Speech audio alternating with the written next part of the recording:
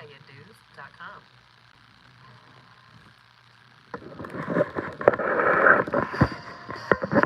Enjoy the rest of your night, and I'll catch you tomorrow afternoon. No spray down tonight.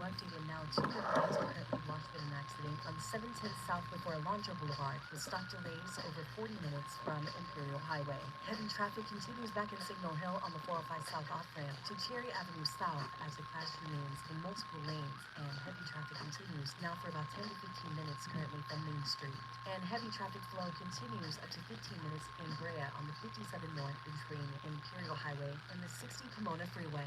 Joe Buck and John Smoltz welcoming you back to the City Center Convenience Mart. She's looking at the cigarettes. Plus, she just grabs the gum off the counter. Stand Up to Cancer and Rally want you to reduce your risk for cancer. Go to takeahealthystand.org. KBLA Talk 1580 and the Empowerment Congress, pursuing justice through participatory democracy. Listen to KBLA Talk 1580 Saturday morning, January 13th from 9 a.m. to 11 a.m. for an exclusive forum featuring the candidates for LA County District Attorney. Join KBLA's Tavis Smiley as he helps navigate what promises to be a forum full of fire when the candidates trying to unseat current LA DA George Gascon come together on stage on the campus of the Charles R. Drew University of Medicine and Science. Again, it's the LA County District Attorney Forum, live, exclusively on KBLA Talk 1580, Saturday morning, January 13th, 9 a.m. to 11 a.m. Helping to raise your civic IQ. We're KBLA Talk 1580. We've got your black. Hey, so I'm calling your show, 'cause I need to know. Show me which way to go before I throw my man out the door. Okay, hold on a second, Keisha. Just let me ask Ronald exactly what's going on, because it takes two to tango, and I need to hear his side of the story. So she's playing she keeps playing silly games, and I'm about to win the bank. We seem to fuss and fight every day and every night. Please give some advice so we can see the light. See the light.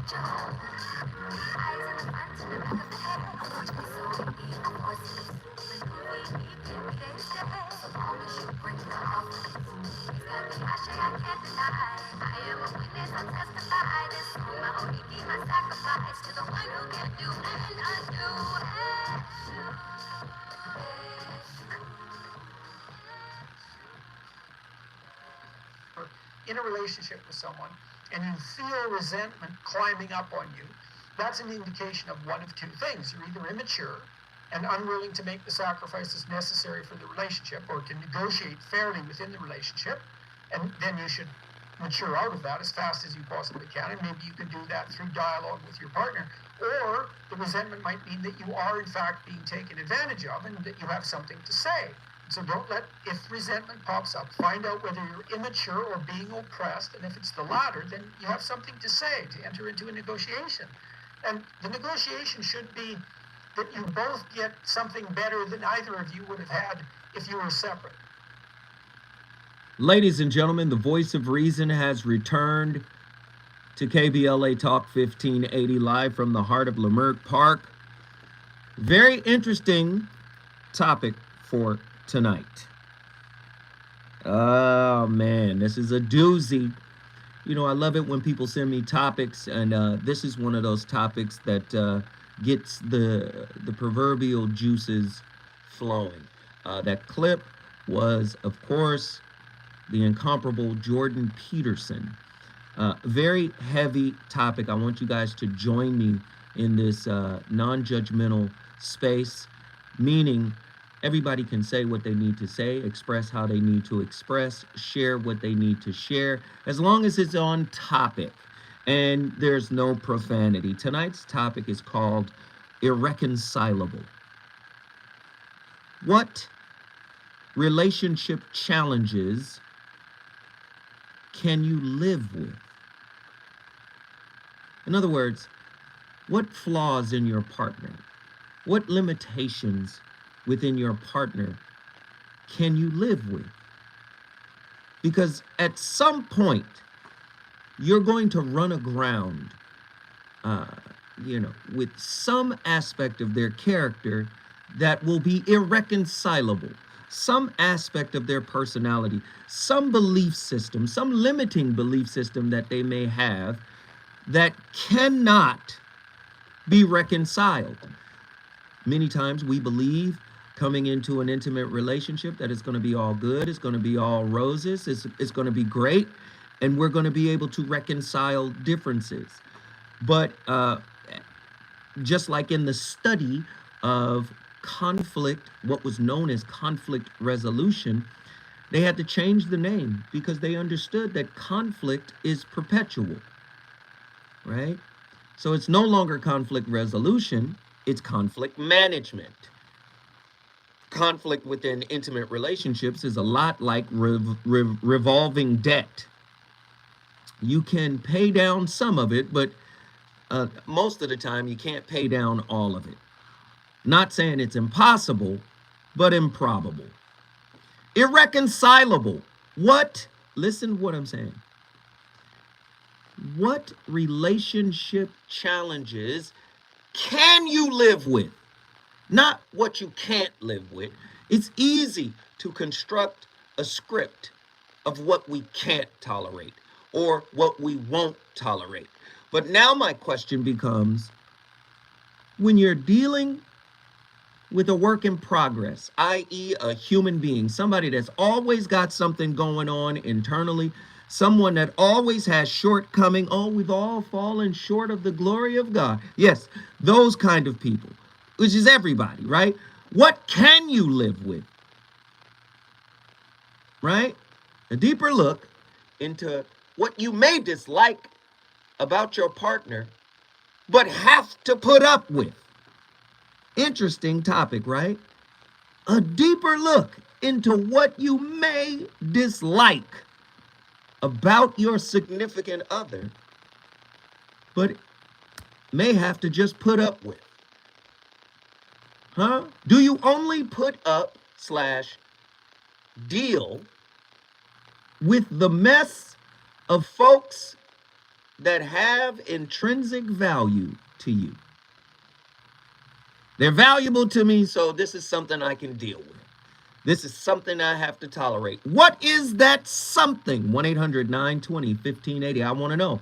What are you willing to put up with? And this is the word they use nowadays, for your person, right? That's subjective too. Your person. How do you determine the intrinsic value of a person in relationship?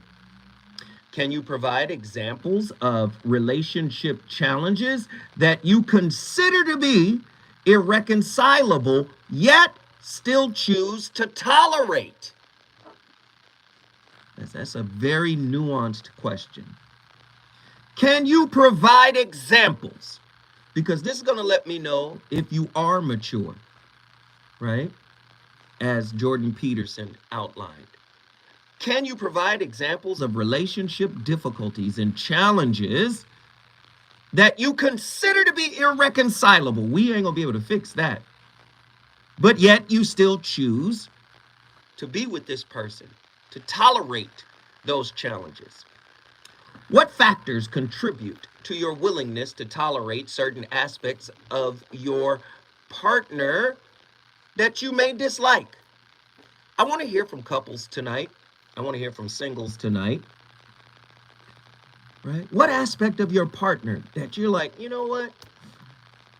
Oh gosh, I'm gonna have to tolerate this aspect. And I want to see how deep or how shallow, right, your willingness goes. How do you strike a balance between accepting your partner's flaws and maintaining your own personal boundaries and well being? Can you share any personal experiences where you had to make the decision to tolerate a challenging aspect of your partner? How did you navigate through it? Is there a limit to what you can tolerate in a relationship? If so, how do you determine that limit? How do you communicate your feelings and concerns about the aspects of your partner that you find challenging? How do you find a resolution and or compromise? Listen to what I'm saying. Everybody is broken to some degree. Everybody has something to work on. Everybody got issues. But I want to know,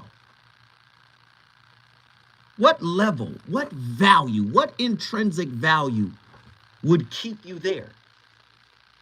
1-800-920-1580. When I come forward, I'm going to the phone lines. I want to talk to y'all. The reasons that we're here, the reasons that we fear, our feelings won't disappear. You're listening to the voice of All right, y'all. Can I get everybody to call in? Lovable Quan, welcome to the show. Brandon Terry, welcome to the show. Am I going to get y'all to call in?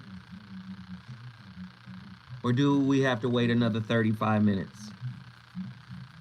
Am I going to get y'all to call in? Or y'all going to call in? Does anybody have anything to say?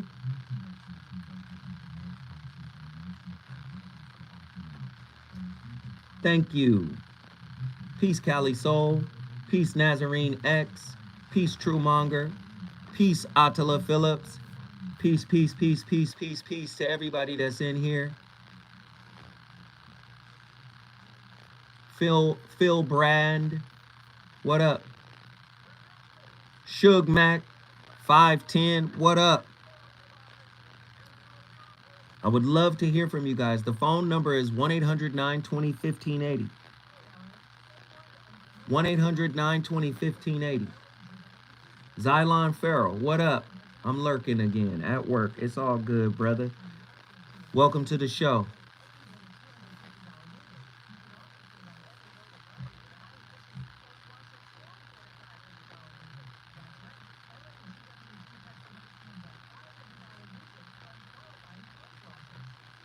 Pick Me Bree, I just saw you. What up? Another day at the foundry. Call in, Pick Me Bree. You done called in one time and blew the spot up, and then we ain't heard from you never again. We never heard from you again. No. I didn't get it. I don't know. I didn't get it. Huh? Okay.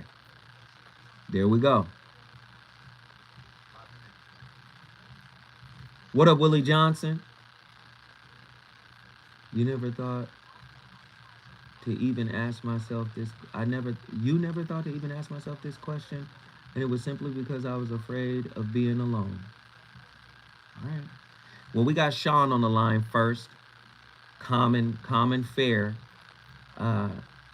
Pick Me Bree, call in and tell me these things. Don't just rely on the chat. I want to hear your voice tonight. You haven't called in a while. I would love to hear from you.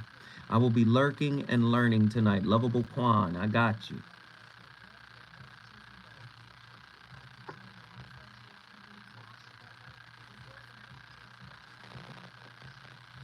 Prince West, 60 from H-Town. What up?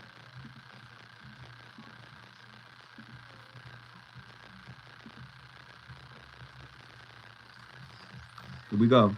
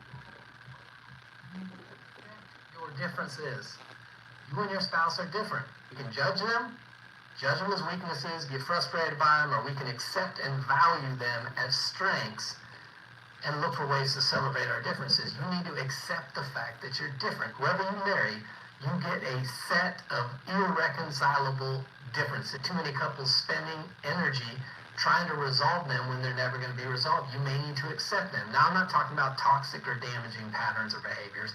I'm talking about the fact that we're different. We process different speeds. We like different things. We're wired different. We have different temperaments. You're not going to resolve those. You need to learn to accept those differences. When you do, you can look at them in a whole new light. You can value them. You can celebrate them. Man, determining the intrinsic value of a person in a relationship is a subjective process. It involves recognizing and appreciating the qualities, characteristics, and contributions that make the person valuable to you.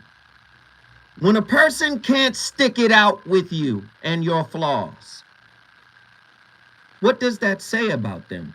Jordan Peterson speaks of a certain level of maturity. Because at a certain level, you recognize I'm not with Mr. Perfect or Mrs. Perfect. At a certain level of maturity, you recognize I am dealing with a complex being that has highs and lows and shortcomings. I'm asking you, what shortcomings can you tolerate, right, in your partner, right?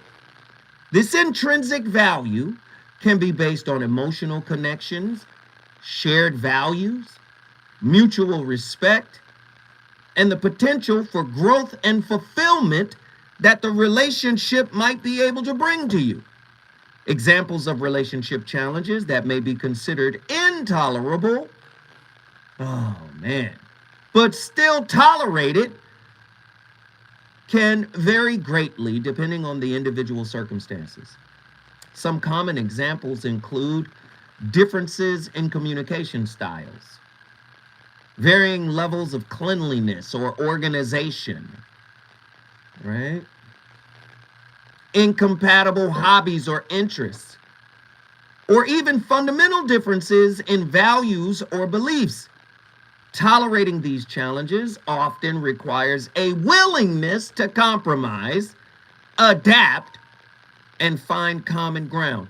Can you find common ground in a cheater? Somebody who, not a cheater. Let me make the distinction. Someone who cheated on you. If they only cheated on you once, is cheating on you once enough to devalue the person and the relationship and bounce? Or is that something, listen to what I'm saying, or is that act, if you value this person and you love this person and they mean something to you and you know they're irreplaceable, ask yourself, is one act of cheating enough for you to say, never mind. I want to know what you can deal with. What is your tolerance level? Several factors contribute to one's willingness to tolerate certain aspects of their partner. These factors may include the overall quality of the relationship, the level of commitment and investment, the presence of positive attitudes that outweigh the challenges, and the belief in the potential growth and change for the relationship. Very interesting stuff we're cooking with tonight. I want to know what y'all think. We got callers on the line. I can't see your name. I think Sean is on one. Sean, Oakland, California. Get in here. Well, brother, Take me this is break, line, a very complicated one, but let me just say it this way. And I don't know how this is going to come out, but, when you're first meeting with someone, talking about a relationship, someone you want to, get to know better and all that kind of stuff, before you get to the engagement and the marriage and all that, okay? At the very beginning, all right, lots of questions need to happen. Lots of figuring each other out has to happen, okay? Because I heard this one thing, though, it was probably like 15 years ago or so, and it was a sad situation. A couple was getting divorced, but I was in the meeting. It was a family thing and all that, and they were talking about all this, and they were saying, it's all over. We're not going to deal with this. And my uncle, came out with the most amazing thing. He said, well, you picked him. So what I'm trying to say here is that not a dog, the dogging thing, like, yo mama thing. But what I'm saying is at the very beginning, you'll see signs. You will see signs of people that can't get through these difficult struggles with you. They can't get through all these things. So it's really not all those other things. Like you don't like the way they do their hair, that you don't like the way they keep the house clean. No. It's bigger things. When what hits the fan. Are they going to be down with you? Are they going to be able to get through it with you? That's really what it's all about, because we all going to have crisis, different situations. We're all going to have crisis. Did you pick the person that's going to be able to get through any crisis with you? Wow, how do you pick the person that's going to be able to get through any crisis with you, Sean? That's heavy. Not. Well, maybe not. Maybe you're not going to be able to do that. But that's what I think the very basic of the foundation should be. If I'm looking at my kids and stuff, just make sure, whoever you're going to, want to be with, because I can't make that decision, but they're going to be able to handle any challenge that comes before you, at least communicate with you the best way they can to, you can work with this person in the most difficult situations. I think that's a better way to say it. Be able to pick someone that can work through the most difficult situation you can ever imagine in your mind. And even if they don't do that, hey, that's life. But you're going to have a crisis. You're going to have some difficulty in your life. You're going to have something that's very hard to deal with. And so if you're going to be with someone else and you're a team, then you've got to be able to work through it. And it's going to be messy. It's going to be difficult through the process. But you want that person that's going to hang with you through the process and work to the end. And hopefully at the end, because there's no guarantees, at the end, you're going to make it through together. Man, Sean, guess what you just did? Brother, Oakland's always in the house. Oaktown, Bay Area, town business.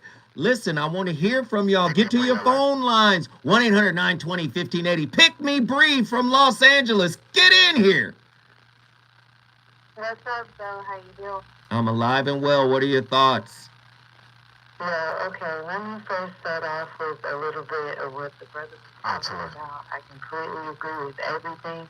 More so than picking the right person, though, I think it's equally important to build the right foundation. we're just doing all these quickie relationships, getting to the sex quick, getting to, vacations quick, getting to just rushing through the process to where we're not actually building a foundation to the point where a person would stay with you during those hard times. Now, to the topic, I personally can tolerate a lot if I really, really like the person. I've tolerated cheating if I can understand it. But a lot of the things that I've struggled as far as what I tolerate is things that question and conflict with my comfortability. Some of those being examples of the person that I'm with now. I had to overcome the fact that, hey, I can't just come and go as I please like I'm used to. I actually have to be held accountable when I leave the house. I actually have to communicate a certain way. I have to do things a certain way because I'm in his home. Those things that question my comfortability were those main things that I struggled with. That's heavy. That's deep. And let me just ask, the fact that you have to adjust and adapt and change to fit kind of what he's talking about, do you think that is eroding the relationship, at least on your end? Oh, eroding. Can you give me a simpler word? Breaking it down, wearing it down. Like, do you think you'll be able to handle this from this point on? Now, honestly, in the beginning, no, I was fighting it. But luckily, I had someone who cared about me enough to stick it out with me. Once I got to the point as a woman to where I was like, okay, I trust this man. He's not telling me these things because he's trying to control me or upset me, but he's doing it because he has my best interest at heart. Once I actually put that trust in him to guide me, then it actually began to enhance the relationship. And I began to see, oh, things could be a lot easier. I'm actually working too hard. I'm working against myself. So there are women out there who actually trust their men to be able to guide them still? We rare, but we out here. That's like a dinosaur almost. It is, but I mean, honestly, it's not talked about enough. There's amazing men out here. It's just we're just nitpicking every little thing. Oh, he took me here for my first date. Oh, he wears this. Oh, he don't live here. Oh, he don't drive that. It's like we're so just caught up in this vision of what we think our relationship's supposed to look like. We're not even really getting to know people for real. We're not trying to like people. When we meet people, we're looking to disqualify them instead of actually to qualify them. It's just crazy. Man, guess what you just did, Pick Me Bree? La Leezy in the Heezy. If you want to bring your city in the building, all you got to do is call me at 1-800-920-1580. I want to hear from you. Let's get it.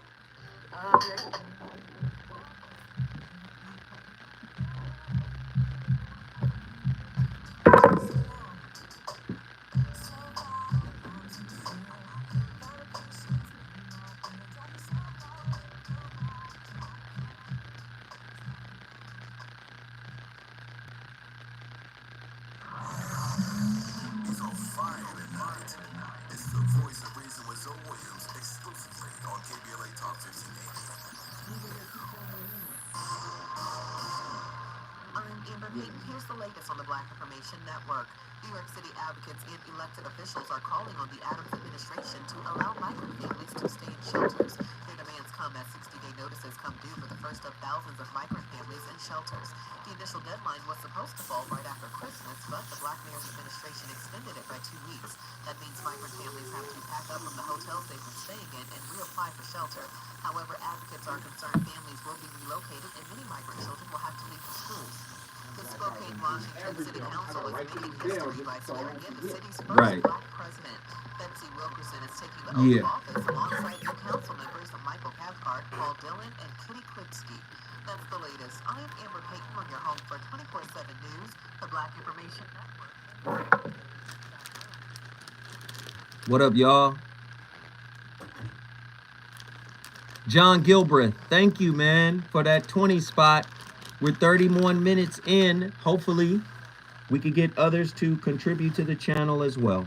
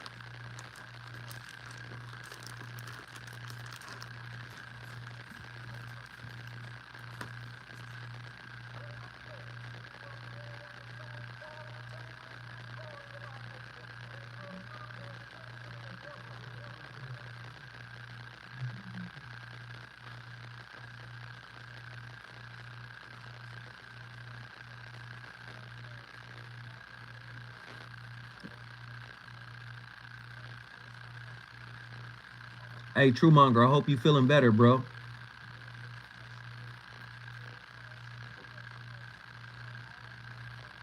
True Meezy, I hope you feeling better, man.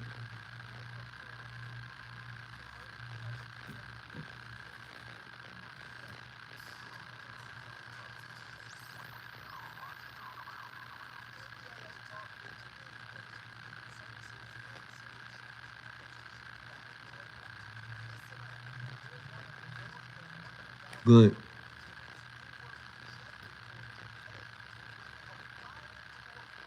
How's everybody doing tonight? Is everybody okay?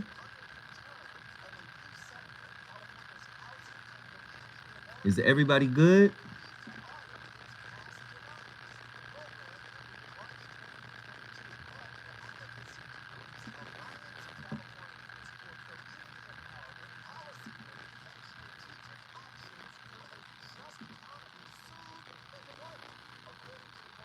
Book of Ronin, you definitely got a call tonight. We definitely got to get you in here, bro. Living for Jesus. Hello. Good.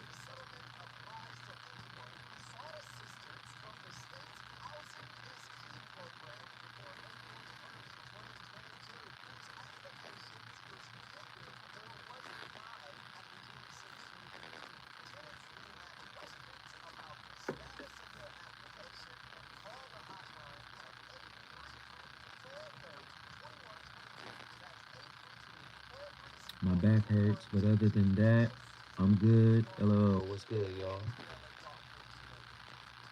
Kid at Heart, what up?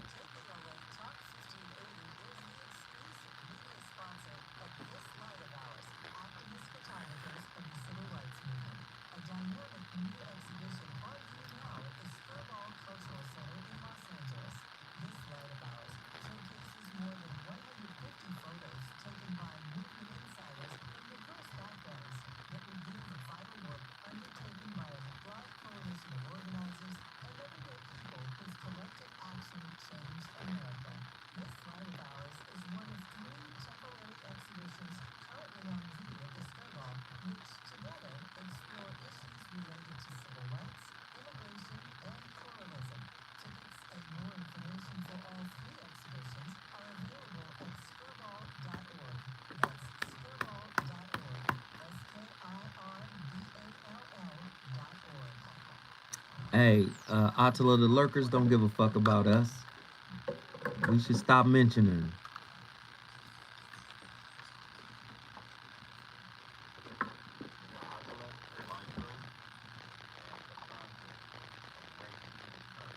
Okay.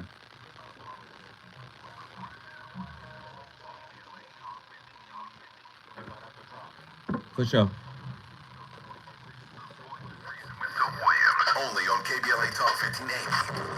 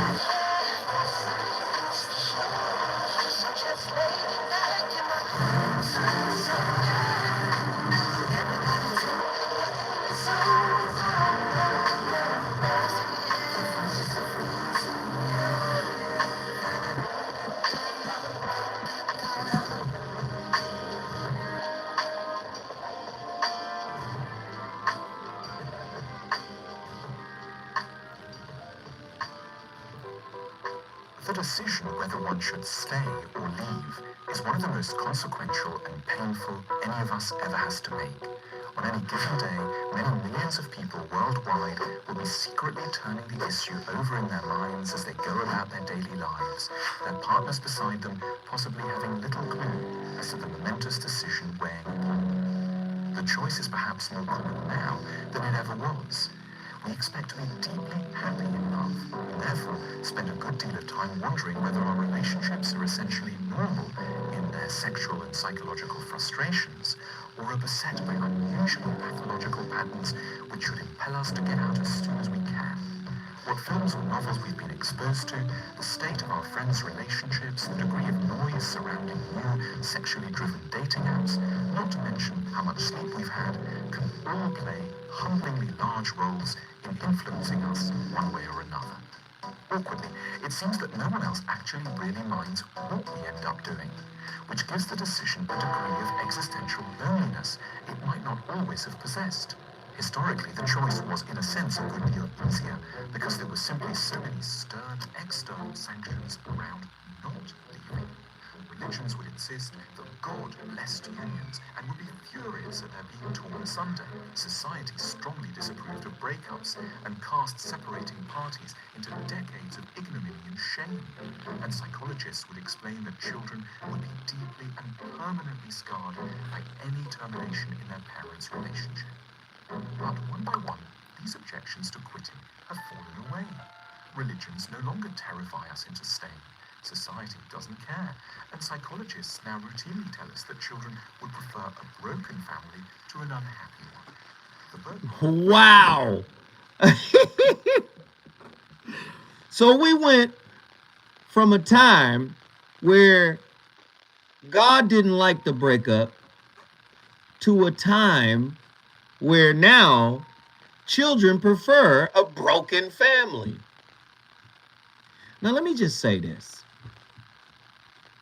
Whenever we get these newfangled ideas, right, in our minds about relationship, you know what happens? We tend to misinterpret the depth of what these new ideas actually mean and can imply, right? So, yes, nowadays people are empowered by breaking up. The person who breaks up feels the best because they're in a position of power, right?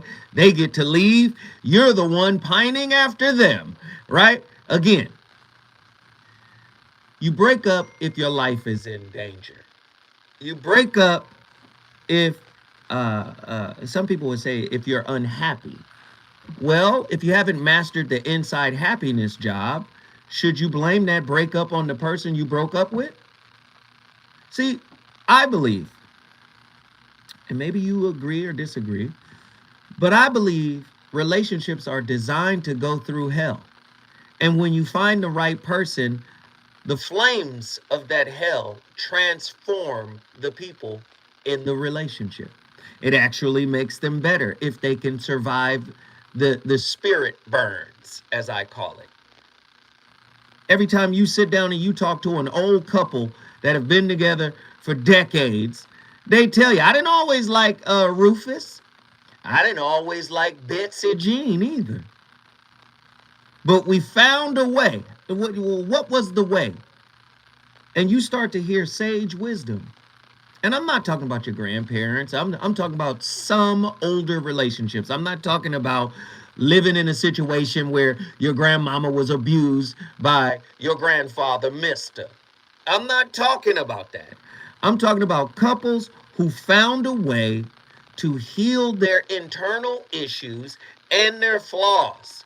Were they the living embodiment of tonight's topic? Irreconcilable. What relationship challenges can you live with? A deeper look into what you may dislike or disapprove or disagree or downright hate about your partner, but have to put up with. This is an interesting topic, right? Can you share any insights on the role of love and commitment in tolerating aspects of your partner that may be difficult for you? Listen, y'all know me. Andy, do I believe that love can conquer everything, Andy? Do I believe that love can heal every situation, Andy? Do I believe that? I'd like to think that you do. That's what I believe. But do you know what? I'm starting to change my belief. And only slightly. Everybody gets to a point in a relationship, if it lasts long enough, to where they're professing love. Everybody believes they're in love. But if you can't keep going, if you can't live with the human, right, the humanity of a person, now the question becomes, did you really love them? You've all heard me say love is a high level of consciousness. Love is not a verb. Love is synonymous with God. And I believe when you achieve that level of self-realization, then the humanity of your partner can be overcome. But down at the lower levels of consciousness, I just got tired. I just didn't think I could, you know what? I was exhausted. Is exhaustion stronger than unconditional love? Listen to that question. Can you share any insights on the role of love and commitment in tolerating aspects of your partner that may be difficult? How do you maintain a sense of hope and optimism for the future of your relationship despite your partner's challenging aspects? These are real deal questions. And many people don't ask these questions. They just relate until it breaks. 1-800-920-1580. We got Attila from Houston, Texas. Attila, get in here. Attila? Uncle Ray, my bad. Okay, I don't know why my my volume button wouldn't go off. How are you? I'm good. What's going on? I'm all right. What are your thoughts on tonight's topic? All right, I'll take a couple of notes because, I be forgetting my thoughts. All right, so I got a couple of things. The relationship challenges, right? I would even lump that into non-negotiable. And I believe that we base those off of, like, the first 90 days prior to shadow reveal, right? Second thing, I think that we have to transform our perspective when it comes to separations and breakups, right? To me, that doesn't always mean ending. It's more so of if you have a mindset of growth, that is your time to get your things together, to really think about what it is that you need to transform in your own personal life, and then kind of regroup and take that back to your partner. But as far as, again, like I said, when it comes to relationship challenges that we face, I still feel like we base how we want to deal with challenges and what it is that we choose to put up with based on what we thought we were going to get. Versus what we actually got. Wait, stop. Hold on. Andy, real quick. Do you have that clip from the beginning of the show?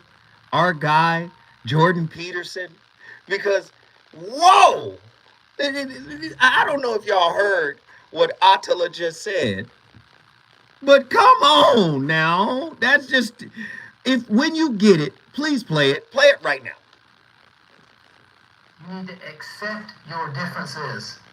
You and your spouse are different. You can judge them as weaknesses, get frustrated by them, or we can accept and value them as strengths and look for ways to celebrate our differences. You need to accept the fact that you're different. Whoever you marry, you get a set of irreconcilable differences. Too many couples spending energy trying to resolve them when they're never going to be resolved. You may need to accept them. Now, I'm not talking about toxic or damaging patterns or behaviors. I'm talking about the fact that we're different. We process different speeds. We like different things. We're wired different. We have different temperaments. You're not going to resolve those. You need to learn to accept those differences. When you do, you can look at them in a whole new light. You can value them. You can celebrate them. Now, I'll take that clip. That's not Jordan Peterson. But I'll take that clip. But he reinforces the point. In order, right, to be able to say, you know what, my partner is a human being. Acceptance is a big piece.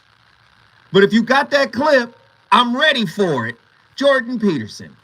In a relationship with someone and you feel resentment climbing up on you, that's an indication of one of two things. You're either immature and unwilling to make the sacrifices necessary for the relationship or to negotiate fairly within the relationship, and then you Break out the phone call. mature out of that as fast as you possibly can, and maybe you can do that through dialogue with your partner. Or the resentment might mean that you are in fact being taken advantage of and that you have something to say. So don't let, if resentment pops up, find out whether you're immature or being oppressed, and if it's the latter, then you have something to say to enter into a negotiation. Let me ask you a question, ladies and gentlemen, and Attila. If your person cheated on you and lied about it because they were scared they would lose you,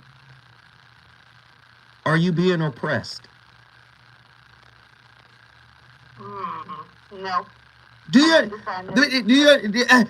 I want to dig into this because so many people pick me bring infidelity. Everybody saying infidelity is the one thing I can't tolerate. What if your partner cheated on you? They really love you. They changed their whole life. They reorganized their whole life to show you improved behavior, a change of heart and mind, right? And you still can't tolerate them. Talk to me about this. No, I think there's much worse things doesn't happen than cheating. Cheating is not the end all be all for me, personally. Wait, say it again? And cheating is not an end all be all for me. Well, personally. that's for you. For some people, Personally, yeah. yes. For many with people, some yes. people, I think it's more of an ego thing, ego, but then there's also kind of that idea of the trust. And for me, instead of, it depends on what you want to focus on. What is your perspective? Is your perspective on the violation, or is your perspective on what needs to be done going forward? That's the question. What are you focused on? Stay with me, Attila, when we come forward. More from Houston, Texas.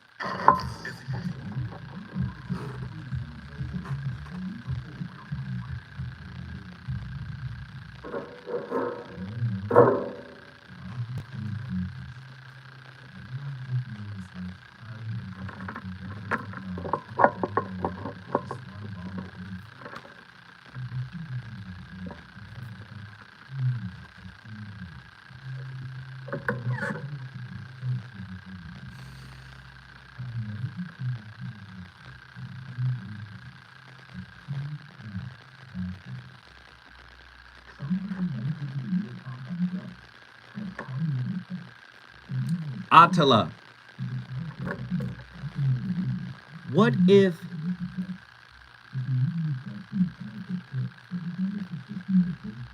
the person prolonged the breakup with the other person that they was cheating on you with?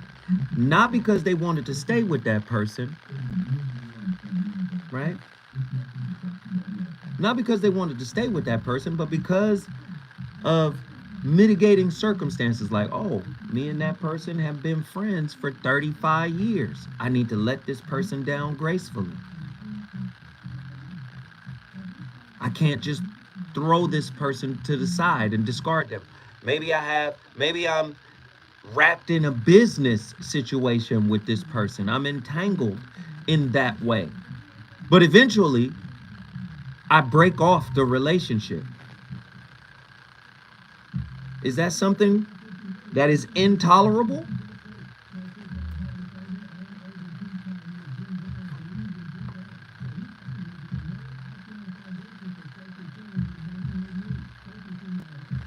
If the ultimate goal is to break up and we break up, it just takes longer than maybe you want or maybe you think it should.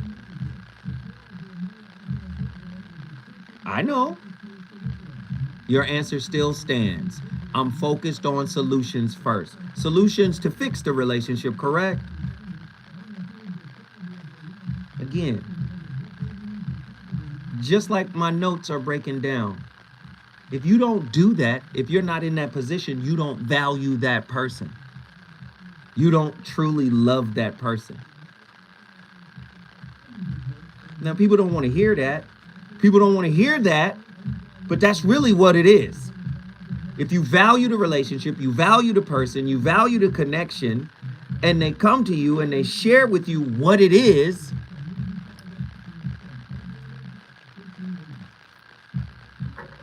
okay, here we go.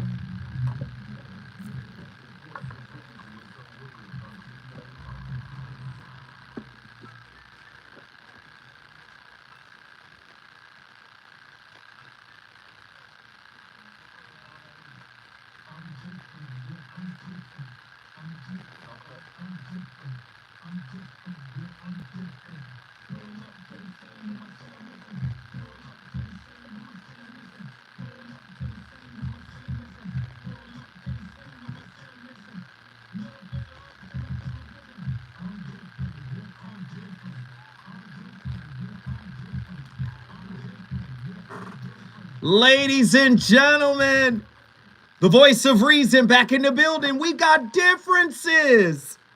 Irreconcilable. What relationship challenges in your partner? Right? Dysfunction. What relationship dysfunction?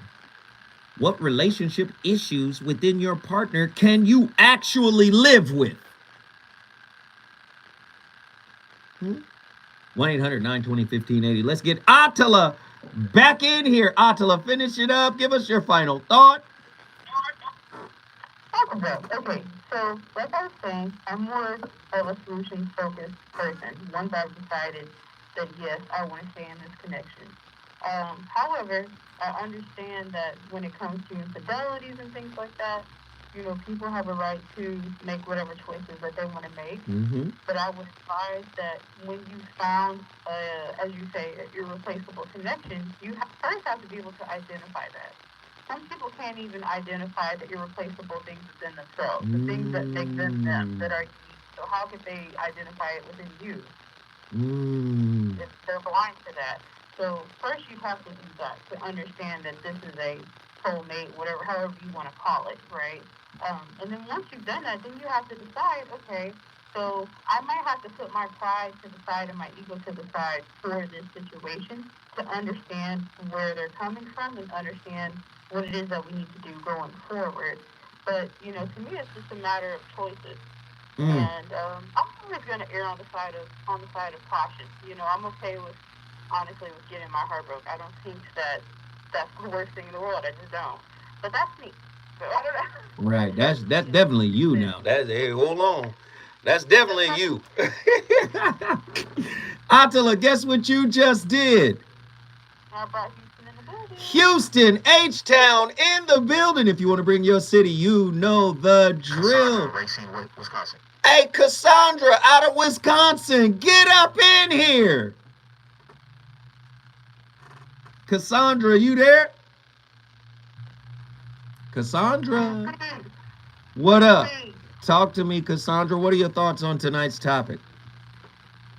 So, for tonight, I understand that in most cases, what I've observed is a lot of people go into relationships looking at relationships the wrong way. And I think that's the start of the issue. Relationships to me, and what I think best way to look at relationship as an experience. You go into the relationship not as a judgment. You're not a judge, but you're experiencing this person to see if we are relatable so we can get on this ship and journey life together. And to go off what you were saying about if a person cheats, if a person lied to you, or whatever mistakes that they're making that may be a part of your non-negotiable, you got to go back to what is the purpose of this relationship. And if your relationship is building an empire, if your relationship is, I want to start a church with you, whatever imagery you're using, it's got to go along with the relationship. And for the most case, when you brought up our grandparents, their service was to raise their children and leave them something. So those grandmothers weren't searching for something wrong. They weren't looking to see what his shirt smelled like. They just put it in the washer. And I think our society, Right. I hear you. I hear you. in our society, it's more about the photograph and what we can induce people to love and like us.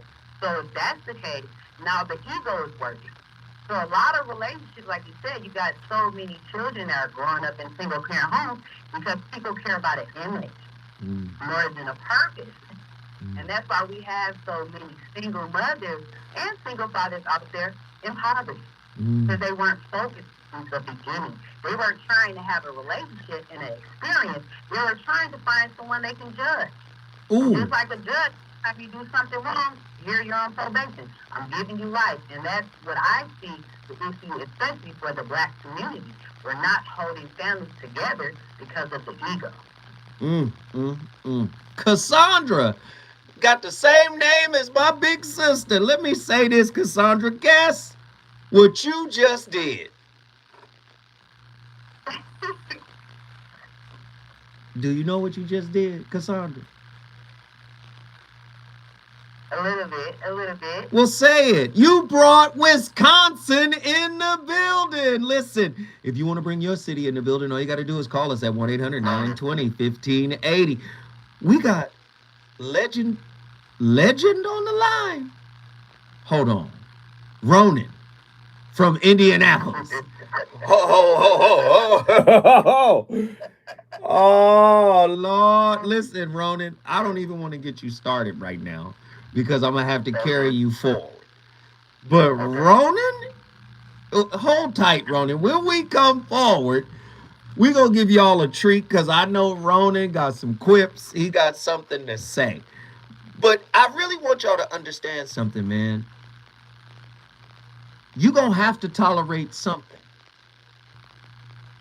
right? You're going to have to deal with something that's coming from your partner. And tonight's question is probably a question you haven't heard before. What relationship issues that your partner brings to the table you can live with? A deeper look into what you may dislike about your partner, but will have to put up with. When we come forward, more from the VOR.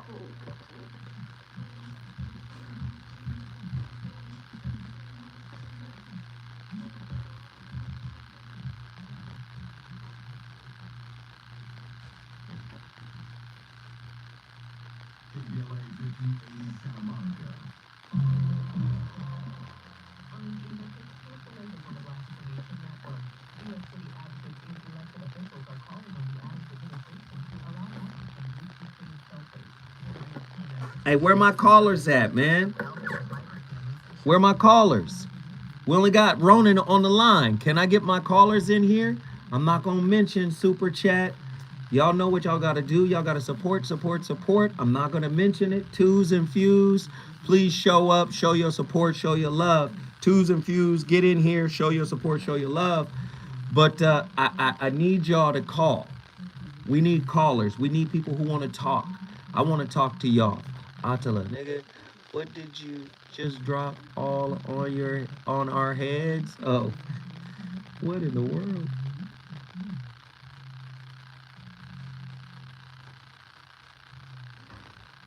The ego gotta die for reconciliation to occur and last.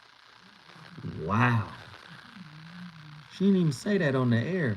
Damn.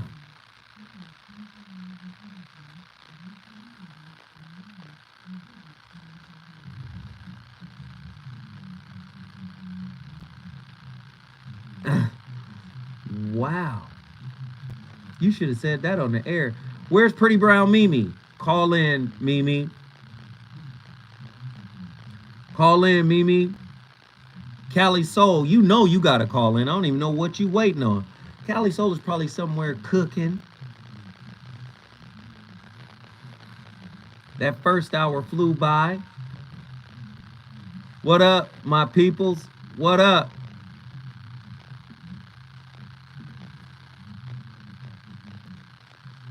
Damn, you should have said that.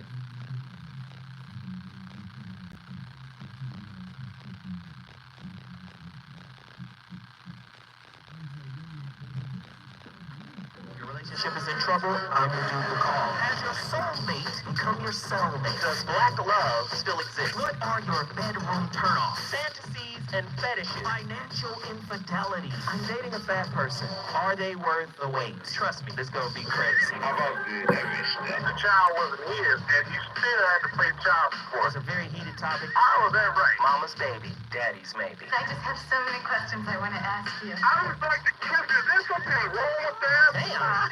He told me he had a vasectomy. I'm pregnant. Betrayal has been committed. Hit you with a bad hygiene routine. How does he maintain his humposity? He likes it when it pinches my nip. Why can't you open up, brother? I'm a karate man. Karate man on the inside. They don't show their weaknesses. Yeah. How do you make women so well? So William, And accountability. the voice of reason. Imagine that you're looking for a stable partner. You might think, well, what do you want in a stable partner? And at least in principle, one of the things you don't want is too much mismatch between you and that person on the 5 fundamental dimensions. So, for example, if you're really extroverted and you have a really introverted partner, you're going to engage in continual conflict about how much social activity the two of you should subject yourself to. And it's very, very difficult for people who widely differ on those dimensions to come to consensus, because it's not just a matter of opinion, right? It's really a matter of different, if you're looking at extremes, of really different types of people. And the thing about introverts is they just don't enjoy large-scale social interaction that much. One-on-one, they're often fine, but in a group, they don't like that. It tires them out, whereas a real extrovert, it's like you isolate them and they just wither on the vine, because a huge part of what actually motivates them in a positive way is tangled up with social interaction. And so if you're an agreeable person and you have a particularly disagreeable partner, you're also going to run into problems, because the agreeable person will say whatever you want, whenever, and the disagreeable person will say, well, I'd like to know what the hell you want for a change, and be much more harsh and much more demanding in the situation. And the agreeable person is going to find the disagreeable person harsh and unpleasant, and the disagreeable person is going to find the agreeable person wishy-washy and unable to stand up for themselves. And again, that's actually one of the primary sources of tension between men and women, because women tend to be higher in agreeableness than men. It's about half a standard deviation, which is quite a large difference by psychological standards. And so what that means fundamentally, just so you have some sense of how large an effect that is that if you have a group of men and women and you pick out random pairs, the woman is going to be more agreeable than the man 60% of the time. So that's not an overwhelming proportion, but it's reliable, and it's quite large by psychological standards. So there's the problem with agreeableness. With conscientiousness, if you're conscientious, you're industrious and orderly. And orderly people seem to be sensitive to disgust, which is something we'll talk about in detail later. We've had a hard time specifying exactly what makes industrious people industrious, because it's hard to come up with an animal model for that sort of thing, and there's no theoretical model. But our latest idea is that, it's not my idea, it's actually the idea of my graduate student, Christine Brophy, is that industrious people find it unpleasant and unsettling to not be doing something. So it isn't so much that industriousness makes them happy or fills them with positive emotion. That would be more extroversion, right? Because extroversion is the positive emotion dimension. It's that industrious people can't stand sitting around doing nothing. And, this is speculation, but human beings are obviously always engaged in the exchange of labor, especially the reciprocal exchange of labor. And you can imagine that in a community... Man, Dr. Peterson be cooking. The VOR hour number 2, live from KBLA Talk 1580. We're having a heavy conversation. Irreconcilable. It might be a synonym for exhausted. I'm tired. I don't want to do it no more. How do you prevent the challenging aspects of your partner from overshadowing the positive aspects of your relationship? We all got those issues. We all have those issues. But it comes down to value. Do you value your partner enough to work with them through their humanity? My brother is on the line. You already know, from Indianapolis. Ronan, get in here. What are your thoughts on tonight's topic? A very important and necessary conversation we got to have. So I'm glad you made the topic show up. Thank you, brother. Thank you. Let's see. Well, I say one thing we have to address is evolution anxiety. Mm. And what I mean by that is like when we get into these relationships, most people have to check their agenda. Because sometimes we can share our bodies in bed, but we become xenophobic in the areas we need to fix. Mm. So it's just like, it's kind of like starting a new board from scratch. And when you have a relationship, you have a relationship with that person's trauma, their faults and failures. But the thing is, we tend to ignore that. That is kind of a mirror of what we have to address on our own too. Mm. Can you offer that level of empathy for that person's growth? Can you help them reset their emotional algorithm? We have to learn how to reach out and communicate in a proper fashion. Some people aren't used to having that level of expression. Mm-hmm. They're used to being micromanaged, and then some people can't have that level of freedom or responsibility in what they say or do. Mm-hmm. So those are the things that we have to do, but not just for the other partner, but for ourselves.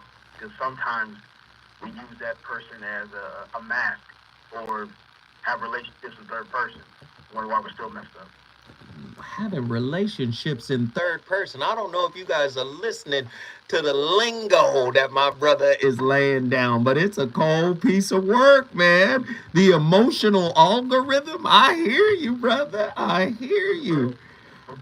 So let me ask, Okay. what character flaw have you had to deal with, right, in your partner where you felt, this is an issue, this is a problem, but she matters more to me than the problem bothers me, or the problem bothers me greatly, but that's not enough for me to let her go. What have you tolerated? I tolerated an unnecessary amount of complacency, not just with them, but myself. Mm. I've allowed things to go on just to say I had somebody at the very cost of losing myself and my respect. Mm. And I've seen people do it on the other end too. So that way you start walking around not just on eggshells, but it gets to the point where you don't even trust yourself. Man. So that's why the communication is important. It's like you got to have those uneasy conversations. That way you teach each other to be brave, not just with each other, but yourselves, to have boundaries, standards, and you can make each other stand up and mean what you say, not just with each other, but with those that brought you to each other. Now, listen to this. Theo Washington said, is there a timetable for waiting on a person to work on their ego? First off, you shouldn't put them on a timer. Really? I'm sorry. You have your own internal clock that don't work with somebody else's internal clock. Yeah. To me, that's part of what's going to cause strife in the relationship, is you setting your internal clock, looking at it and saying, okay, all right, you've had enough time. Okay, it's time for you to start work. That's not how it works. Yeah. Yes, somebody, Truemonger said, timers are a red flag. Let me just say this. Ronan, guess what you just did, brother? Brought Indianapolis to the building. Naptown in the building. Another great call from our guy, Ronan. Listen, you know the time. Get on the line. 1-800-920-1580. My brother is here. I'm surprised he's here. He's been battling with a little illness. Truemonger, get in here. He from Texas. Y'all know what it is. Yes, sir. Talk to me, True. Man. What are your thoughts, brother? I think, especially nowadays, I think people put value in the wrong thing. They put more value in what someone might do instead of who they are, flaws and all, because we're all flawed. And once we stop looking at our humanity, that's going to cause a lot of problems in itself. Mm. Yeah. There's going to be stuff that you do that your partner don't like and vice versa. Most of it ain't worth breaking up for.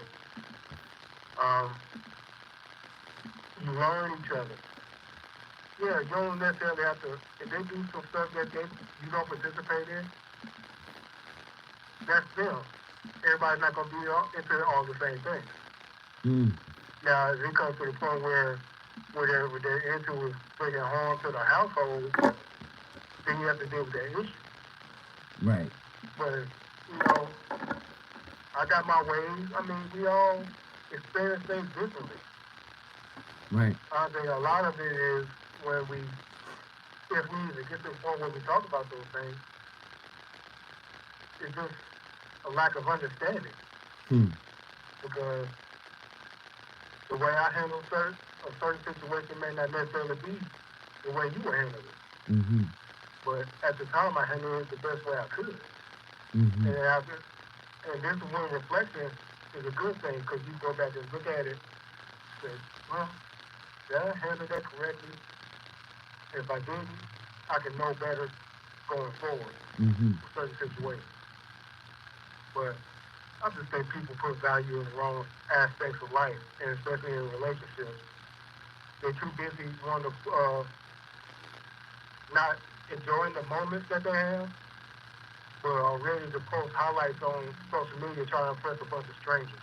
People who Interesting. just want to be nosy for the sake of being nosy. Mm-hmm. Most of the stuff y'all into is really nobody else's business but y'all. But that's the mindset of people nowadays is all twisted up. Mm-hmm. And the thing is, people take more pride in broadcasting that than working on themselves. If they put the work in themselves, a lot of this stuff will get resolved. Yeah, there's always going to be times where your partner's going to get on your nerves. So what? If it's not putting you in any danger, let that person be. And you will hope your partner gives you that same respect. To where you both know, yeah, nobody's perfect. There's no such thing as perfect. I don't care how anybody tries to use it. There's no such thing, especially when it comes to people. Correct. Well, brother, I know you're a little under the weather. Guess what you just did? Dallas in the building. Dallas, Texas is in the building. When I come forward, I'm going to drill down a little deeper on this conversation because we just getting started.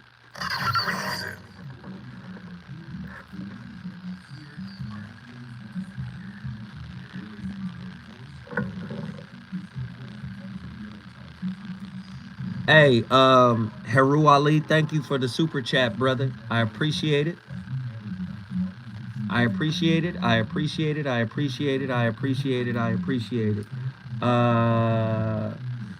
Family, I appreciate y'all. Thank y'all for showing up.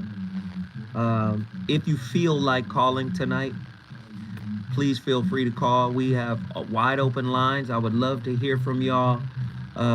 Theo Washington got a lot to say. I would love to hear from Theo. Like I said, your calls are appreciated. Your super chats are appreciated. I appreciate it. Hey, True do be cooking. Much love to my brother. And like I said, he under the weather, but he was able to make it through to the broadcast tonight, and I'm thankful for that. Yeah. Kelly Soul, got it. So we had a blackout. This is why Andy keeps saying the name of the people that are calling, because this screen over here isn't working.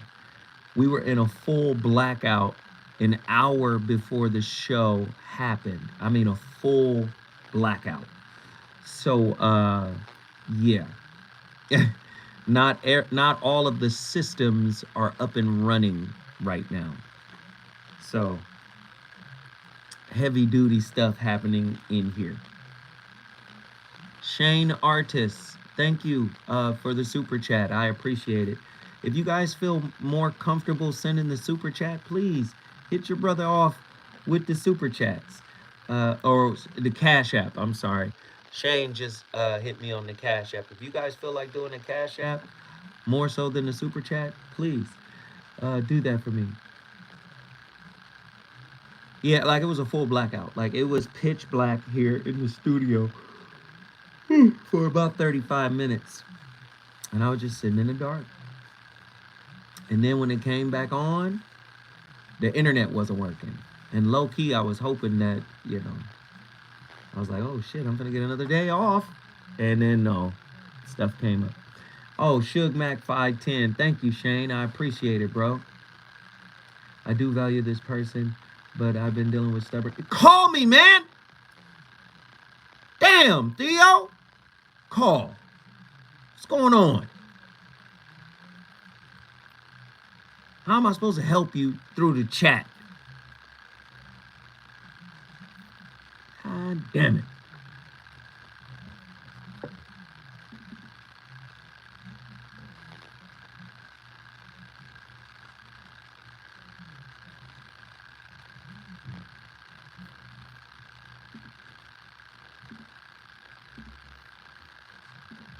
Here we go.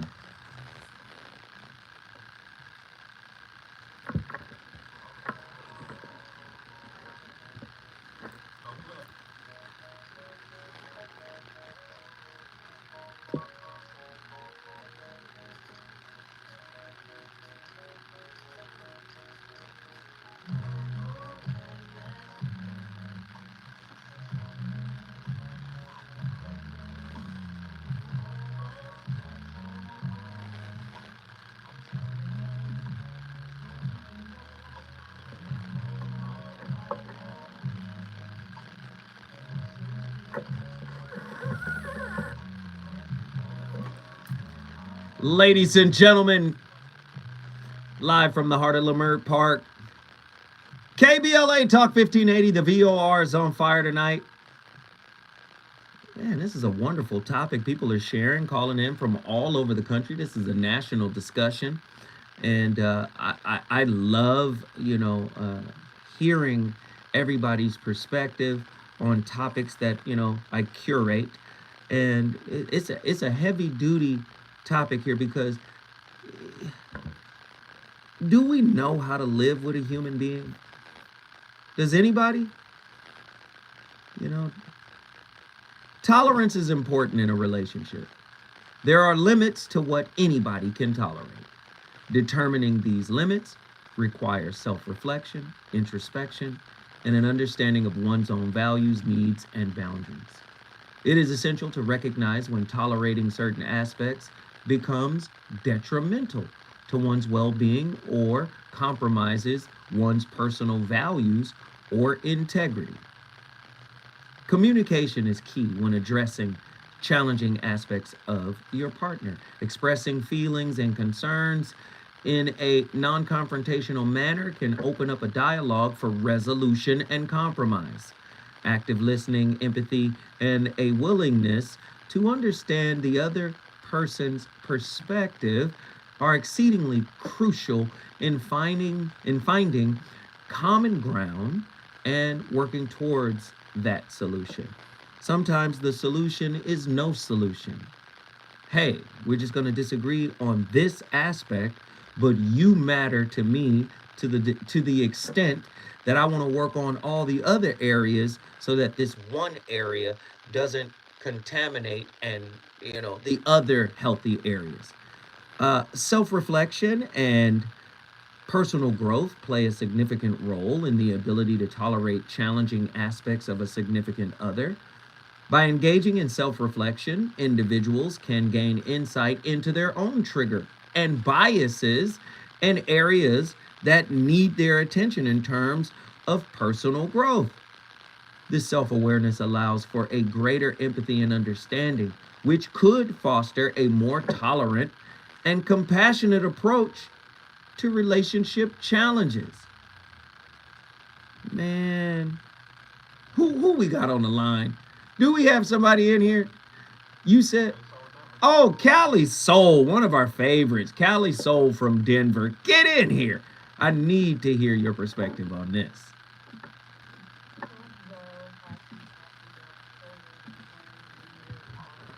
Yes. Same to you. Good to hear from you. Talk to me.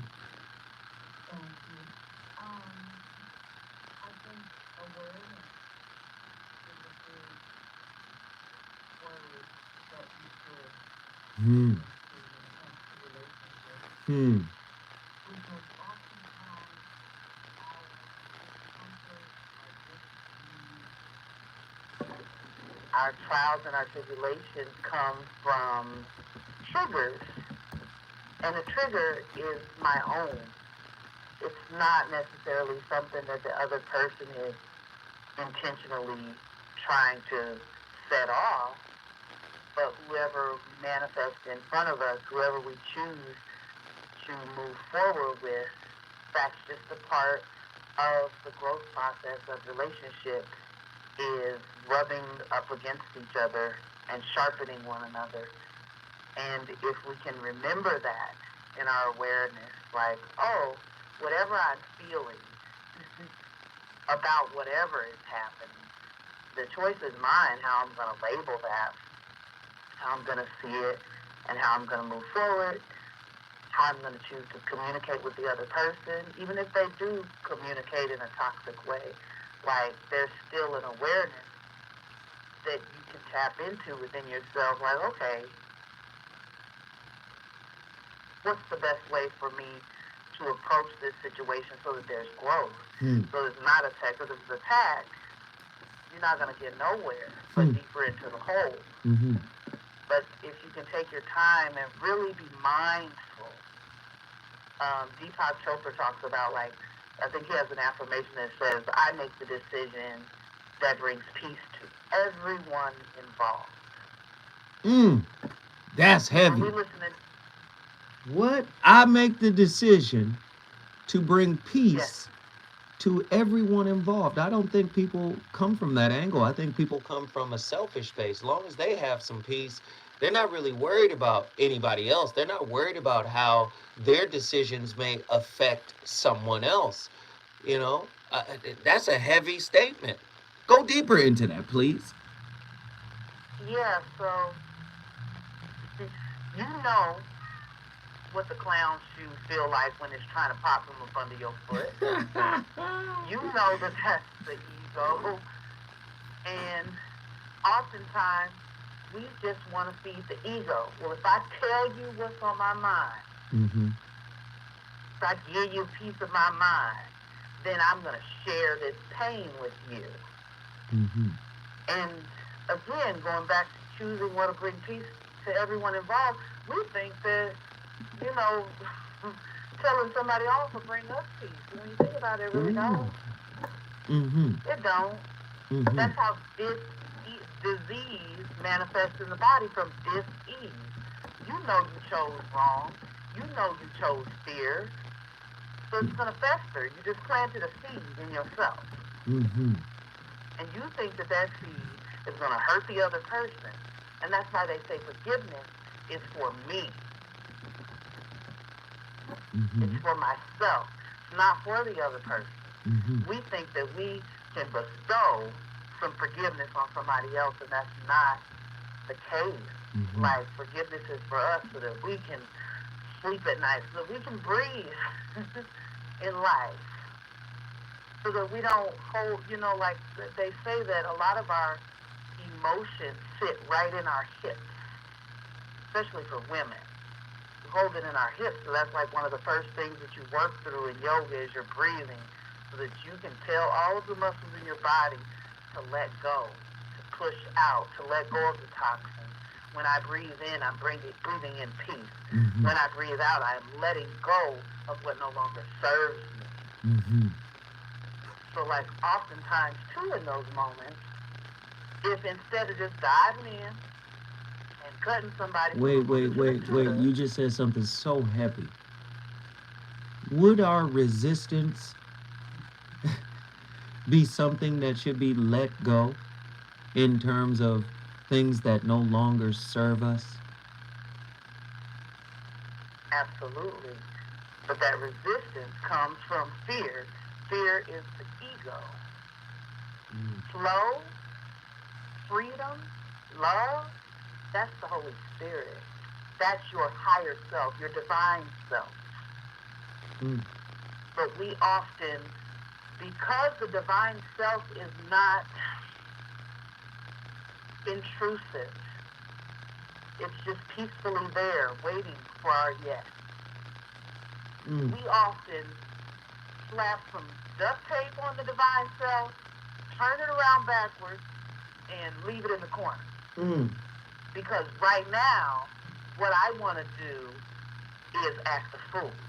Let the clown shoe come down. Right. I want to make you feel my pain. I want you to experience what I experienced when I perceived what you said or what you gave out as something that was not constructive for my soul's evolution. So we got to learn we setting and shutting up the wrong self. Who we need to shut up and sit down is the ego. Wow. Callie Soul. Callie, guess what you just did? Denver in the house. Y'all have a good night. Denver, Colorado is in the building. If you want to bring your city, y'all know what to do. The number to dial is 1-800-920-1580. When we come forward, we going to talk to Jay. But she talked about resistance. Listen to Lao Tzu. Life is a series of natural and spontaneous changes. Don't resist them. That only creates sorrow. Let reality be reality. Let things flow naturally forward in whatever way they like. Right? That's heavy, right? Sometimes it's very difficult for us to do that. It's difficult for me to do that. It's difficult for me to embrace that. But what I do understand, as J.K. Rowling says, understanding is the first step to acceptance. And only with acceptance can there be recovery. That's recovery in your spirit. That's recovery in your relationships. That's recovery in your business. Understanding is the first step of acceptance. When I come forward, the voice of reason, phone callers, we're going to talk to all of y'all. Let's get it cracking.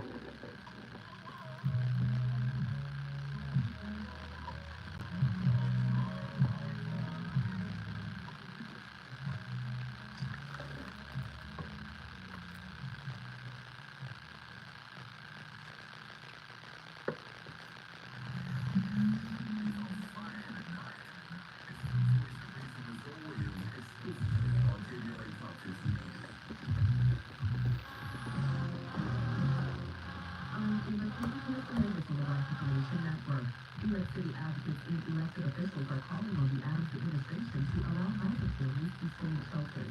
The demands come as security notices come due for the first of thousands of migrant families in shelters. The initial deadline was supposed to fall right after Christmas, but the Black administration extended it by 2 weeks. That means migrant families have to pack up from the hotels they've been staying in and reapply for shelter. However, advocates are concerned families will be relocated and many migrant children will have to leave school. The Spokane Washington City Council is making history by swearing in the city's first Black president. Kelly Soul was on fire. So the show is almost over. You guys already know after this next break, we're going to run right through it. So, are there any more people in here who would like to call or hit the super chat button? I would really hope so. Is there anybody else in here who would like to call or hit the super chat button? Do I have anybody in here who would like to call in or hit the super chat button? The number to dial is 1-800-920-1580. That's 1-800-920-1580.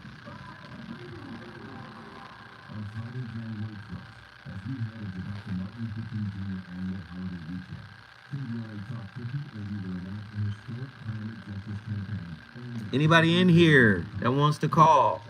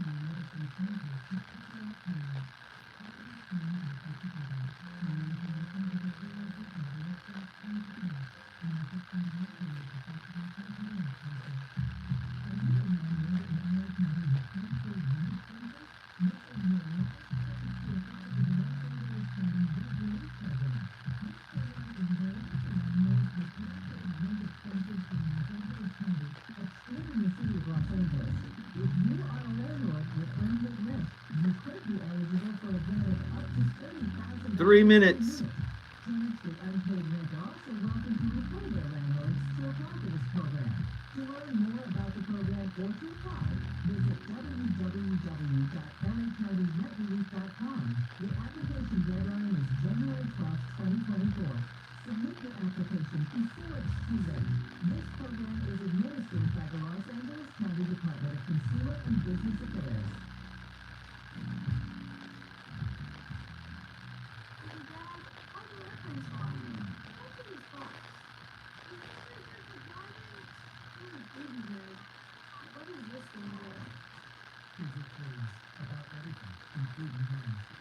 Telenovela. Okay.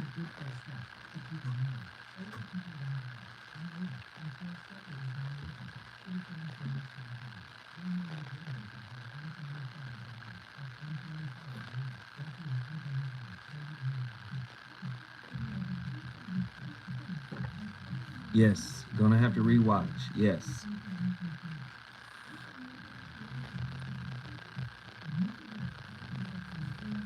Nazarene X, what up, bro?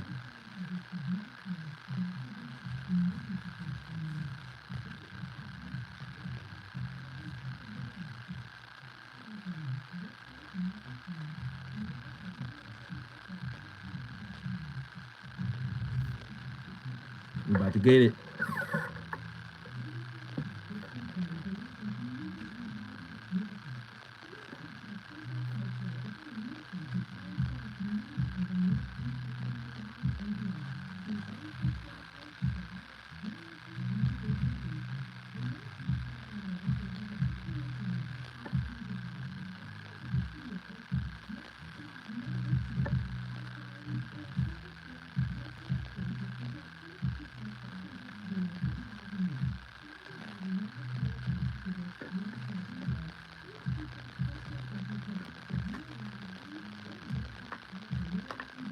Goddess Guru, what up?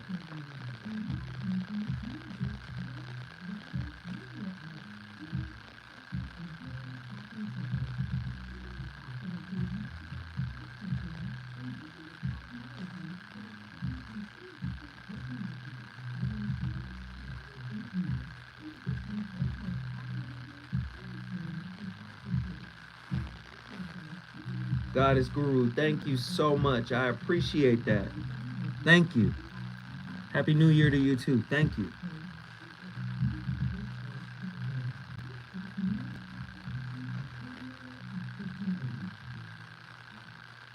Here we go.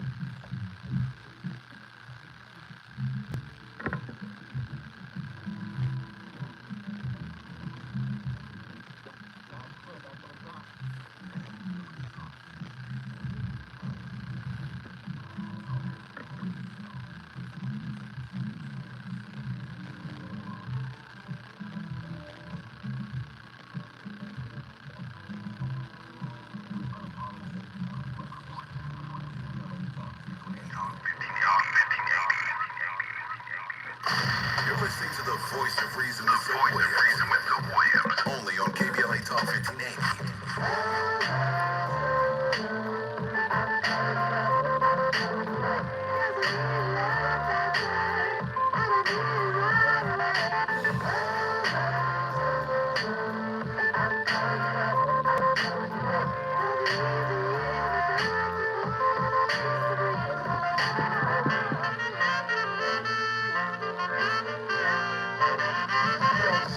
So I got this two-timing chick who got her revenge from when I was on my two-time tip. And even when I tried to correct it, she couldn't get past how she was disrespected, neglected my effort, a pair with no trust, dirty games and affairs that be tearing us up. If things are picture perfect, is it really worth it? I have an idea, but I need help to serve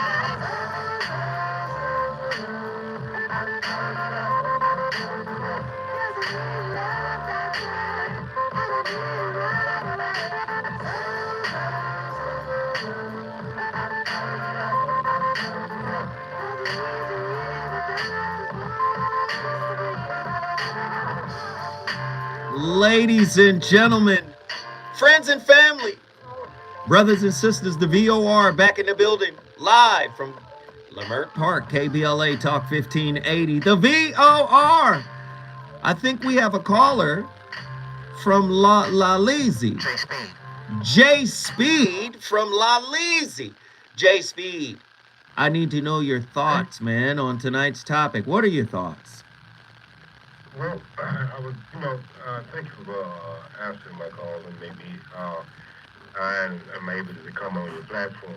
I've been listening to you about 3 weeks now, and tonight's topic, the young lady you had on just before me, she had some beautiful things to say.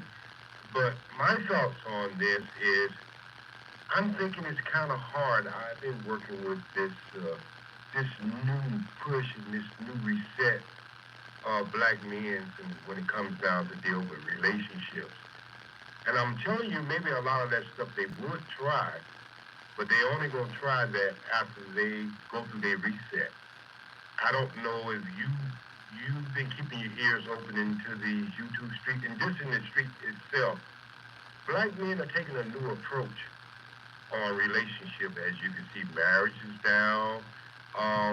You can see people getting together is down. I mean, it's fade out. It's kind of fade out there. And I'm not saying people ain't still not getting together, but this new generation of men, especially in our community, they're thinking a totally different thing. Well, what are they thinking? What's the reset? Yeah, please hit me to it. You're talking about it. You've alluded to it, but what exactly is the reset, and what are they doing or not doing? Well, the new generation of men feel like there's not equality when it comes to marriage, and that's why this new generation is not getting married, because they feel like if 80% of all the women are walking are the ones who are starting divorces in court, then they lose half of their assets by the time they are into a relationship as a marriage. So they're saying to themselves is, what is the benefit of getting married if you can lose half of your assets just because she wants to walk away? And so that's one. They're really going hard on the child custody, the family court laws. They're really talking about that a lot. They have a whole agenda, and it has to do with relationship. Women want traditional men, but they don't want to be traditional women. And so we don't live in that, with women being over 65% of the workforce now. So it's a reset for them, because they're looking at it like, hey, I can lose half of my wealth just by getting married. And only thing she has to do is be there and just leave. And so, believe it or not, this movement started way back in 2015, and I'm telling you, my brother, it's picking up speed. I'm 65 years old. I'm in these chat rooms, I'm in these rooms, and I'm trying to govern some of the stuff. And when I first came in, they wasn't hearing nothing I was saying. Now I have built a real respect with them so they can listen. But this is what the young men are doing now. They're getting themselves together. They're not even thinking about marriage until they get something like 30 in their mid-30s. And that's when they don't build their wealth, got themselves together, and they only are initiated into a relationship with women who understand what their new reset is. So what would be the woman's new reset for these new men? Well, they feel like black men in general has been put on a microscope by everybody. Japanese, Chinese, white, black, everybody. They believe the black woman has never been put under a microscope. There's a lot of things she has to change to get this is what they call themselves high-value men. And so they will have to change some things that they do. The things that they're seeking, like, they did a survey, I think it was about 5 years ago. 75% of all dating now is what they call dinner dates. Women will go out on dates with not even thinking about even starting a relationship with a guy. She just uses it as a dinner date. And so they are very heavy into the statistics and stuff. You know how statistics are. They can swim one way or the other. But I'm telling you, women will have to change a lot of things. The way they approach guys, you know what I mean? And especially in our community, we got specific things that we deal with in our community. And they're talking about things that you probably heard when you was younger. I probably heard when I was younger, black women are very aggressive in their attitudes and, all that stuff embogulated, and they're putting it under the microscope today, and they're trying to figure out how they will go forward. They're not going with the traditional way that men supposed to approach a woman. They're just not doing that anymore. They call that simping. Have you ever heard that word? I have heard that word before. And I want to say this to you, brother. Man, you should call in more often. I appreciate your call, man. And guess what you just did? I hope I just blowed up the radio station. Yes, you brought Los Angeles in the building. Hey, man, you're welcome to call in anytime. Who's on the line? I want to talk to them. Who do we have? Juliet from Watts. Juliet from Watts. Get in here. What's up? And I want to give thanks and give the highest, utmost power, all the glory for all of that you do. Thank you. Like the worm. You bring wisdom, opportunity. What that man say, he come on early in the morning on Saturdays. I just want to give honor to all my brothers, all my sisters that's doing what we need to do. You can't reach everybody. So we're just going to teach those that we can reach. And the rest will follow. Right. I want to know, and I want to just put this out there. I need to start with my family, and that's why I have started first. And started passing on that good stuff that my mama and them did. You know how my mama and them did? The mama and them who was the police when we didn't need to call them. What they do? Go ahead, Juliet, tell us. Your pearls of wisdom don't change. My mother used to tell us, look, sometimes you just got to listen. Words are powerful. They are powerful. That's just like the difference in saying the love of money is the root of all evil. She used to say, no, for the love of money. Put them words in there right. Okay, all right. I got love for all of my, I don't like a lot of people though, but I got love for my black folks. I ain't putting nobody else down. I'm like Donnie Hathaway. I ain't putting nobody else down, but we all been young, gifted, and black. And you understand me? To the people, I love y'all. Yes. Juliet. Yes, you can. Listen to it. What? Keep passing the information and extending the knowledge. We don't come because I got some that's in college. I got some that's sitting from the streets to the streets, that's in the penitentiaries and stuff. There's so many of us, they're all over. They're all over different time zones. And I love it. And so some of us need to reach back and find our own Dr. Henry Lewis place, whatever his name is. We need to find our roots out here first and start with that. Righteous. Sister, I appreciate you. There we are. Yes, I appreciate you, sister. Yes, she brought What's Up in the building. When I come forward, Zoe's going to start wrapping this thing up for you.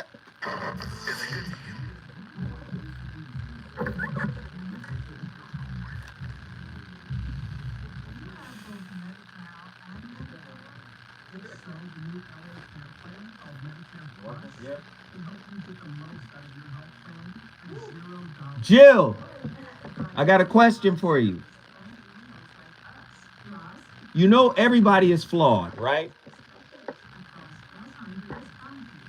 What relationship challenge, dysfunction, or issue your significant other may have that you gotta just live with, that you're willing to tolerate? Me personally. Yes. Look at your face. No,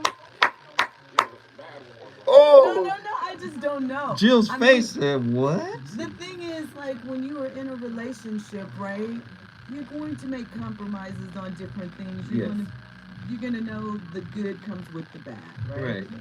So it just depends. Like, do they not wipe down the sink after they brush their teeth? You probably could live with that, yeah. Right? But are they a complete mess? Like the bathroom's a wreck after they're done, and just messy, not clean, not hygienic. I can't live with like hygienic issues. Like if you don't bathe. That's obvious. I mean, that's obvious. I mean, like just you are like just dirty, sloppy. Not like we all get a little lazy and stuff, but if you're just like trifling dirty, yeah, can't. That would be me. That would be one. Okay, that's the deal breaker. I mean, there's more, but that's one of them. It's situational too, because it depends. Do their benefits outweigh this one thing, and you're gonna make an exception? That's what we saying tonight. Thank you, Jill. That's funny.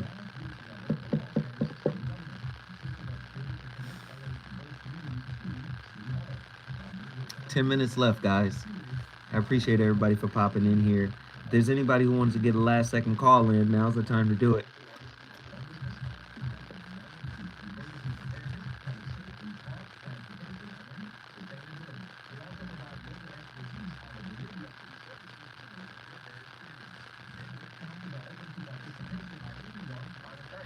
I'm in 30.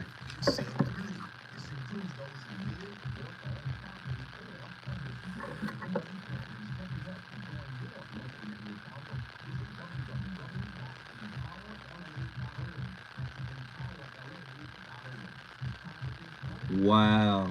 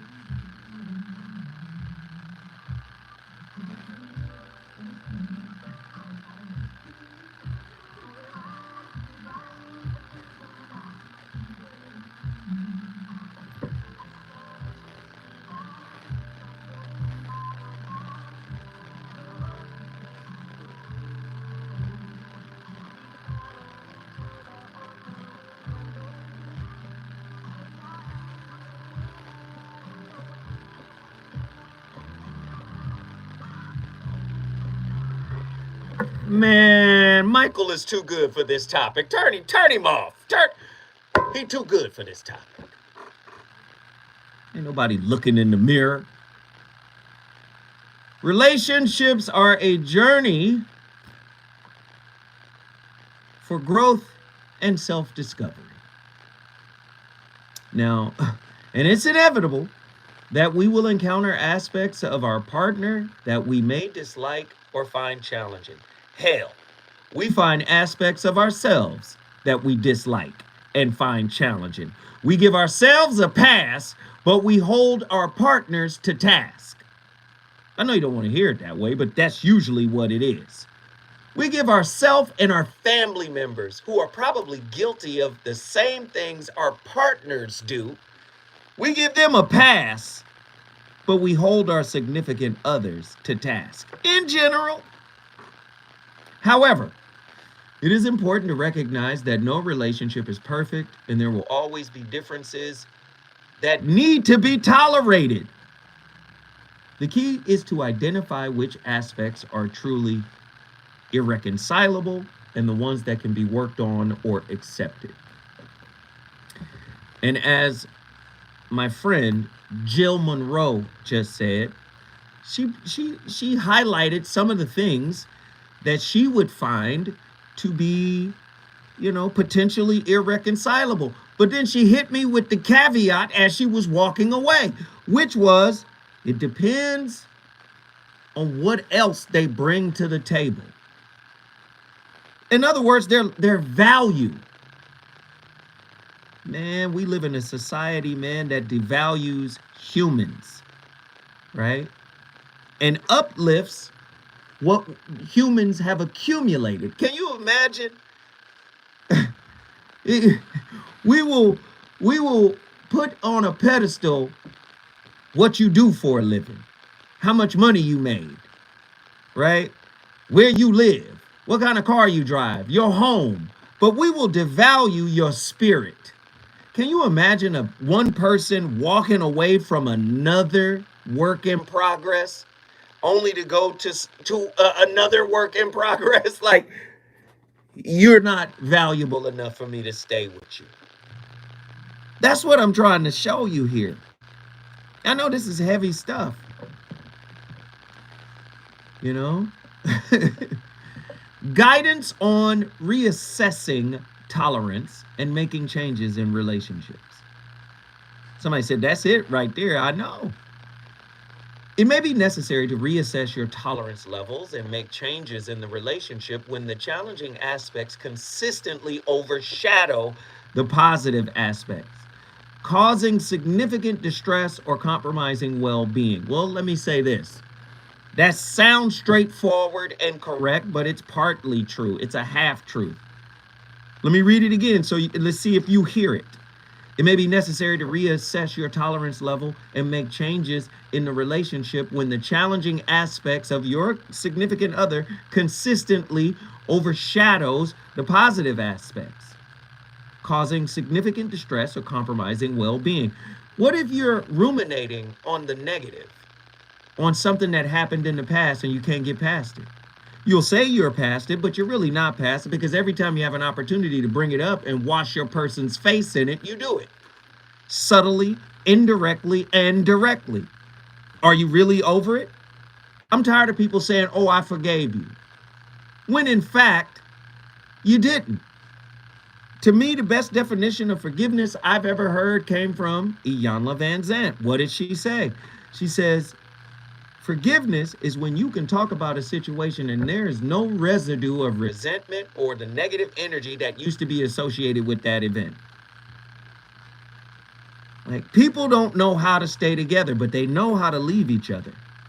People don't know how to work it out, but they know how to start something new, right? No matter what relationship you're going to be in, you're going to be faced with challenges that comes from that person's internal curriculum. I know people don't want to hear it, but that's what it is. So you know what people are not good at anymore? Maintaining compassion and understanding towards each other. If somebody is still with you after hurting you, if somebody has put in the effort to make amends and deliver recompense for what they've done to you, is that not example enough that they love you, that they want you, that they care about you? For so many people, all you got to do is do it one time, hurt them one time, and that's the end of it. This goes back to that initial clip from Dr. Jordan Peterson when he talked about maturity or oppression. If you're truly being oppressed by your partner, get the hell out and get gone quick. If you're truly being oppressed, can I tell you something? Can I hip you to something? Being hurt by your partner is not the same as being oppressed by them. Oppression from a partner is something that is consistently being done over and over and over and over again. So many people are afraid of pain that if it happens one time, we gone. Here's oppression, constantly lying to you. Here's oppression, constantly cheating on you.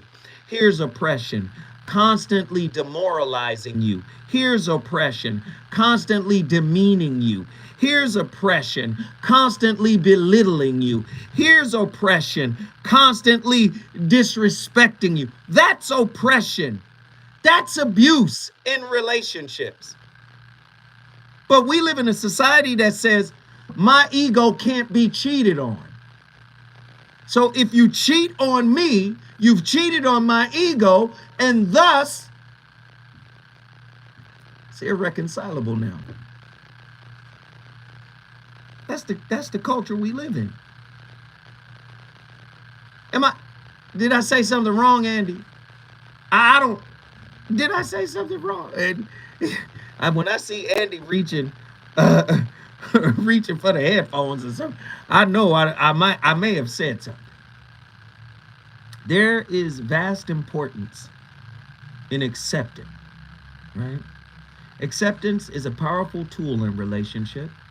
It involves acknowledging that you cannot change or control your partner's behavior, but you can control and change your own reaction and choices. Letting go of the need for control allows for greater peace and harmony in the relationship. Embrace the idea that differences can coexist and contribute to a meaningful and complex relationship. Listen, I started the conversation, and I don't profess to be correct, but I started it. It's up to you to finish it, and the fire shall continue to burn, because up next, none other than my friend, our sister, your sister, my sister, Jill Monroe, RSVP with Jill Monroe. And I'll see y'all tomorrow with another slapper. Deuces.